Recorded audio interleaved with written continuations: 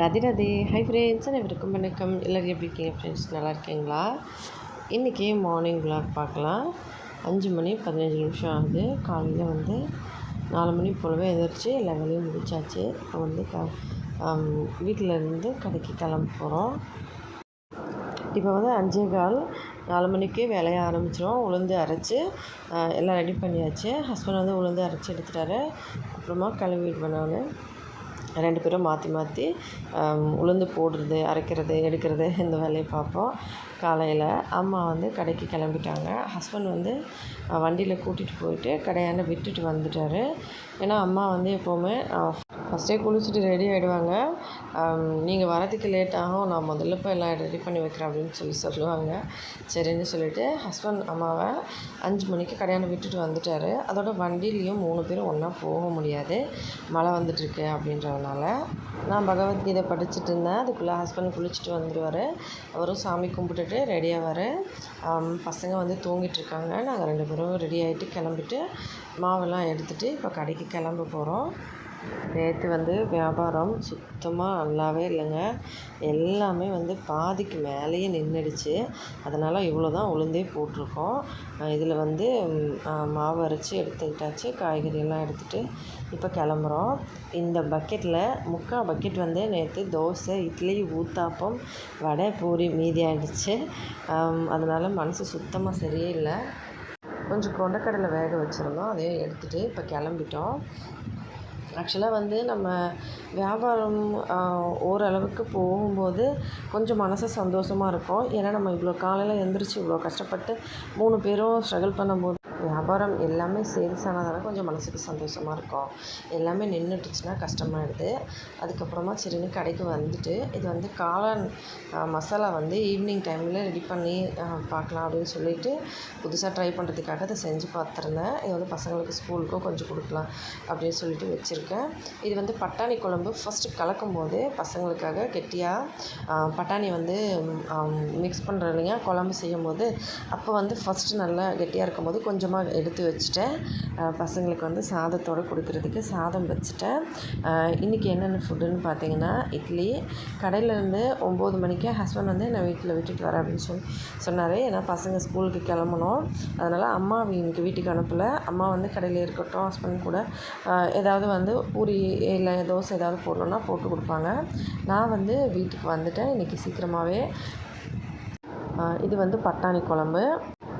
அதுக்கப்புறமா சமையல் பண்ணுறதுக்கு நம்ம எவ்வளோ மனசு கஷ்டங்கள் இருந்தாலும் சந்தோஷமாக சமையல் பண்ணிவிட்டு எல்லோரும் நல்லா சாப்பிட்ணும் அப்படின்னு சொல்லிட்டு அந்த மனசு சந்தோஷமாக சமைப்போம்.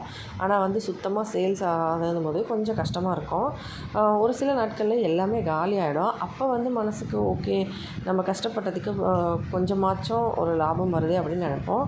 ஆனால் ஒரு சில நாளில் போகாத போது நம்ம அந்த பக்கம் சம்பாதிச்ச காசு இந்த பக்கம் போயிடுமோ அப்படின்னு சொல்லி தோணும்.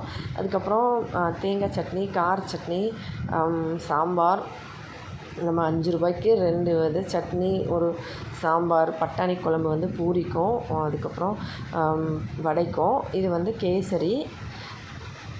அப்போ கடைக்கு எல்லா வேலையும் முடிச்சுட்டு ஆக்சுவலாக நேற்று ஈவினிங் இந்த கொண்டக்கடலையை வேக வச்சுருந்தோம். சாப்பிடவே இல்லை ஈவினிங். அதுக்கப்புறம் அப்படியே வச்சுட்டு காலையில் சாப்பிட்டுக்கலாம் அப்படின்னு சொல்லிட்டு எடுத்துகிட்டு கடையில் நான் சாப்பிட்டுட்டு இருந்தேன். பசங்களுக்காக கொஞ்சமாக வீட்டில் வச்சுட்டு வந்திருக்கேன். பசங்க இன்னும் எந்திரிக்கலை. ஃபோன் பண்ணால் தூங்கிட்டு இருந்தாங்க, எடுக்கலை. 2வது தடவை இப்போ ஃபோன் பண்ணால் இப்போ தான் எந்திரிச்சாங்க. சரி பல் தேய்ச்சிட்டு ரெடியாக இருங்க, நான் அதுக்குள்ளே வந்துடுறேன், கொண்டக்கடலை மட்டும் கொஞ்சமாக சாப்பிட்டுட்டே இருங்க, இட்லி எடுத்துகிட்டு வரேன் அப்படின்னு சொல்லிட்டு நான் சாப்பிட்டுட்டு கிளம்பலாம் அப்படின்னு சொல்லிட்டு ரெடி ஆகிட்டு இருந்தேன். சாப்பாடு இந்த பக்கம் செஞ்சுட்டு இந்த மாதிரி எடுத்து வச்சுட்ருந்தேன். தண்ணி வடிச்சிட்டு இருந்துச்சு. அதுக்கப்புறம் அம்மா பூரி போட்டுட்டு இருந்தாங்க. தோசை மாவு கொஞ்சமாக வச்சுருந்தேன். சரி பார்த்துக்கிறேன்னு சொன்னாங்க 2 பேரும் சொல்லி கிளம்புனேன். வீட்டில் இந்த மாதிரி பாத்திரத்தில் நல்லா சூடு பண்ணியிருக்கேன் நெய். இது நெய்யில் முந்திரி திராட்சை ஆல்ரெடி வறுத்து வச்சுருந்தேன். சூடாக இருக்கிற 2 ஸ்பூன் நெய் சேர்த்துட்டு இப்போ இந்த சாதத்தை எடுத்து அதில் கொட்டி கலந்துட்டுவேன். பிரியாணி இலை போட்டுட்டு தான் சாதம் செஞ்சுருந்தேன். நெய் சாதம் செய்கிறதுக்கு இண்டக்ஷனில் சாப்பாடு செஞ்சுருந்தேன்.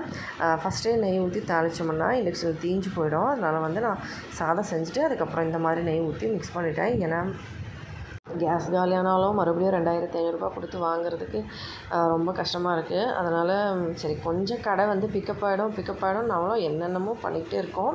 ஆனால் வியாபாரம் வந்து யார் வந்தாலுமே கடைக்கு வரவங்க சாப்பிட்ற பொருட்கள் எல்லாமே வந்து நல்லாயிருக்கு. நீங்கள் மெயின் ரோட்டில் கடை போடுங்க சூப்பராக ஓடும், அதை தான் சொல்கிறாங்க. ஆனால் மெயின் ரோட்டில் தான் கடையே கிடைக்கலையே, எவ்வளோ கஷ்டப்பட்டுக்கிட்டு இருக்கோம், முடியலை அப்படின்ற மாதிரி இருந்துச்சு. சரி ஓகேன்னு சொல்லிட்டு வீட்டுக்கு வந்துட்டேன். சின்னவன் வந்து கதவு திறந்தான். ஹஸ்பண்டோட ஃபோன் வந்து வீட்டில் இருக்கும், எப்போவுமே பசங்க வீட்டில் தனியாக இருக்கிறதுனால. இப்போ ஹஸ்பண்டுக்கு ஃபோனை கொடுத்துட்டு இப்போ சின்னவனை கொண்டு வர சொன்ன கீழே ஃபோன் ஹஸ்பண்ட்கிட்ட கொடுத்துட்டு நான் வந்து இப்போ வீட்டுக்கு வந்துட்டேன். இப்போ பசங்களை ரெடி பண்ணி ஸ்கூலுக்கு ரெடி பண்ணி அதுக்கப்புறமா அனுப்பணும். இப்போ தான் வந்து வீட்டுக்குள்ளே வரேன். வந்துட்டு கொஞ்சம் நேரம் கழித்து பசங்களை ரெடி பண்ணிவிட்டேன். 2 பேரும் வந்து நல்லா ஜம்முன்னு ட்ரெஸ் பண்ணி ரெடி ஆகிட்டாங்க. ரொம்பவே வந்து மனதுக்கு சந்தோஷமாக இருந்துச்சு பசங்களை ஃபஸ்ட் டே வந்து ஸ்கூலுக்கு அனுப்புகிறோன்னு. அதோட ஒரு பக்கம் மனசு கஷ்டமாகவும் இருக்குது. பசங்களோட ஸ்கூல் எப்படின்னு சொல்லி ஆல்ரெடி நான் நிறைய வீடியோஸில் ஊரில் இருக்கும்போதே சொல்லியிருப்பேன் 3 மாதத்துக்கு முன்னாடி.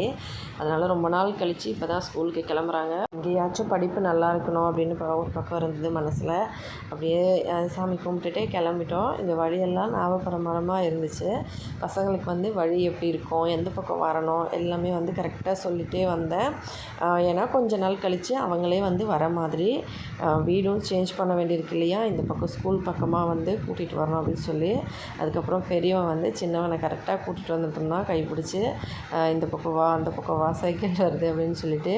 சம்டைம்ஸ் 2 பேரும் ஒருத்தர் கிண்டல் பண்ணுவாங்க, சண்டை போடுவாங்க. மற்ற டைமில் வந்து இந்த மாதிரி தான் ரொம்ப கேர்ஃபுல்லாக இருப்பாங்க. அதுக்கப்புறம் பக்கத்தில் ஒரு பெரிய கடியாக இருந்துச்சு. கடியானா குளம், தண்ணி ஃபுல்லாக இருக்குது பாருங்கள். அதுக்கப்புறம் சிவபெருமான் கோவில் சாமி கும்பிட்டுக்க சொன்ன பசங்களை சாமி கும்பிட்டுட்டு அப்படியே கிளம்புனாங்க. நடக்க வச்சே கூட்டிகிட்டு வந்துட்டேன். ஆக்சுவலாக கொஞ்சம் தூரம் தான், ஆனாலும் சரி பரவாயில்ல கொஞ்சம் நாளைக்கு நடக்க வச்சு கூட்டிகிட்டு வரலாம், அதுக்கப்புறமா வேணால் சைக்கிள் வாங்கிக்கலாம் அப்படின்னு சொல்லிட்டு. ஏன்னா ஊருக்கு வரும்போது எங்கள் மாமனார் வந்து சைக்கிள் இல்லை பக்கத்துலலாம் ஊருங்களுக்கு போயிட்டு கோயிலுக்கெல்லாம் போயிட்டு வருவார். அப்போ வந்து சைக்கிள் இல்லை, அவரோட சைக்கிள் உடஞ்சிட்டுச்சு அப்படின்றதுனால பெரியவனோட சைக்கிள் வந்து எங்கள் மாமனாருக்கு கொடுத்துட்டு வந்துட்டோம். ஹஸ்பண்ட் வந்து அப்பாவுக்கு சைக்கிள் இல்லைன்னு சொன்னோடனே சரி பரவாயில்ல அப்பா வச்சுக்கோங்கப்பா அப்படின்னு சொல்லிட்டு கொடுத்துட்டு வந்துட்டார். இப்போ வந்து பசங்களுக்கு இங்கே கொஞ்சம் தூரம் தான், கிட்டத்தட்ட ஒரு கிலோமீட்டர் பக்கம் வந்துடும். இருந்தாலும் வந்து நம்ம பொறுமையாக வாங்கிக்கலாம். இப்போதைக்கு நான் கூட்டிகிட்டு வந்து விட்டுட்டு வரேன் அப்படின்னு சொன்னார் வண்டியில். சரி கடையில் வந்து அவர் பார்த்துக்கிட்டா தான் கரெக்டாக இருக்கும். அதனால் நானே பரவாயில்லைங்க, நானும் கொஞ்சம் நடந்து போயிட்டு வந்த மாதிரி இருக்கும் எனக்கும், நானே கூட்டிகிட்டு போய் விட்டுட்டு வரேன் அப்படின்னு சொல்லிட்டு நானே வந்து கூட்டிகிட்டு வந்தேன். பசங்களும் கொஞ்சம் வந்து நடக்கட்டும், நம்ம கொஞ்சம் கொஞ்சமாக பழகட்டும், அப்புறமா வேணால் வழியும் சரியாக தெரியாது இல்லையா, அதனால் சைக்கிள் அப்புறமா வாங்கிக்கலாம் அப்படின்னு சொல்லி பிளான் பண்ணோம். ஏன்னா இப்போ சைக்கிள் வாங்கணுன்னாலே 5500 5000 வந்துடும். ஒன்று வாங்கினா 2 பேரும் போயிட்டு வருவாங்க.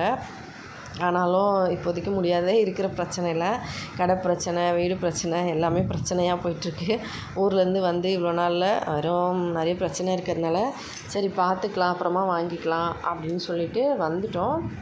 ஸ்கூலுக்கு வந்துட்டோம். நிறைய பேர் நின்றுட்டு இருந்தாங்க பசங்க.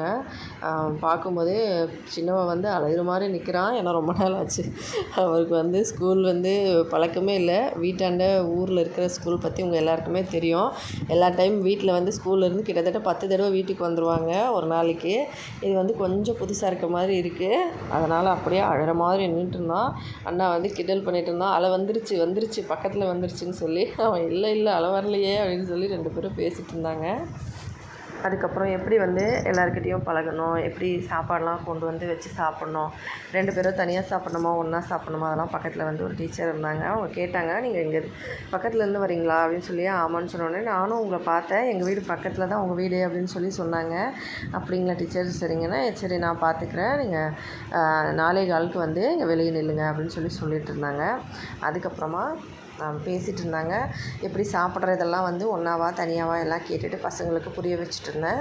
அழக்கூடாது, பத்திரமா படிக்கணும், நல்லா படிக்கணும், அந்த மாதிரியெல்லாம் சொல்லிகிட்டு இருந்தேன் 2 பேருக்கும். இப்போ கரெக்டாக 10:30 ஆகிடுச்சு. ஆக்சுவலாக ஸ்கூல் டைம் வந்து 10:40. எல்லா பசங்களும் நிறைய பேர் நின்றுட்டு இருந்தாங்க இந்த மாதிரி.